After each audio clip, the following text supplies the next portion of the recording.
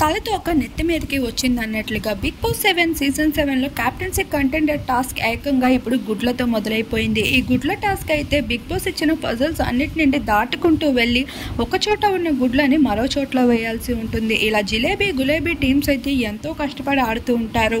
ఇక wild card ద్వారా వచ్చిన అశ్విని అయితే అసలు ఏం చేస్తుందో తనకే తెలియట్లేదు అన్నట్లుగా పల్లవి ప్రశాంత్ అంటూ అమర్దీప్ని పిలిచినట్లు ఇప్పుడు ఎగ్స్ని పట్టుకొని ఎటో దిక్కులు చూస్తుంది అంటూ పల్లవి ప్రశాంత్ అయితే తన పైన చెర్రెక్కుతూ వచ్చేసాడు. ఇక అశ్విని వాటన్నిటిని పట్టించుకోకుండా గేమ్ పైన దృష్టి పెడుతూ అయితే ఆడడానికి ట్రై చేసింది.